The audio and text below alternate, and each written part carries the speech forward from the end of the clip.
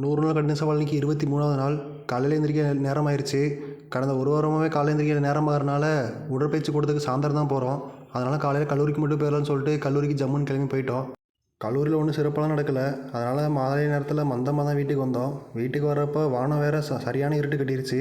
இன்றைக்கி மழை சிறப்பான மழை இருக்குதுன்னு சொல்லிட்டு வீட்டுக்கு வந்தால் கரெக்டாக வீட்டுக்கு வந்தோடனே மழை. இந்த மழையில் எப்படா உடற்பயிற்சி கூடத்துக்கு போகிறதுன்னு சொல்லிட்டு ஒரே குழப்பமாயிருச்சு.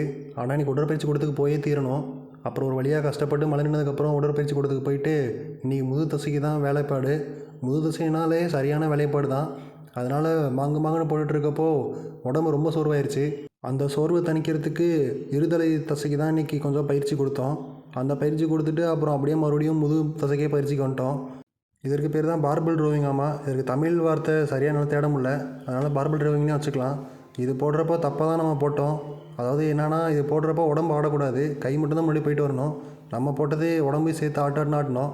அதுக்கப்புறம் சரியாக செஞ்சதை காட்சி எடுக்காமல் விட்டுட்டோம். அதனால் இந்த பதிவில் சேர்க்க முடியல. நிறைவாக நம்ம இருதலை தசைக்கு தான் கடைசியாக சுத்தியல் பயிற்சி போட்டோம். சுத்தியல் பயிற்சி போட்டால் நல்லா பலமாகும்னு சொன்னாங்க.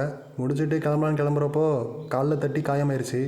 வலியோட வீட்டுக்கு வரப்போ நம்ம தங்கமான நண்பர் நம்மளுக்கு புரதம் கொடுத்தாரு. புரத பவுடர் ஃப்ரீயாக கொடுக்குறதே பெருசுன்னு சொல்லிட்டு வாங்கி வீட்டுக்கு கொண்டு வந்துட்டோம்.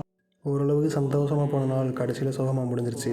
அது வேற ஒன்றும் இல்லை, நம்ம மெயிலரன் ஊருக்கு போகிறார் இன்றைக்கி. அவர் ஒரு மனசே இல்லாமல் ஊருக்கு போய் தான் அவங்களுக்கு கட்டாயமாயிருச்சு. நம்ம வேணான்னு தான் சொன்னோம். ஆனால் அவருக்கு போய் படிக்கணும், வேலை இருக்குது அப்படி சொல்லிட்டு போய் தான் அவனு சொல்லிட்டு கிளம்பிட்டாரு.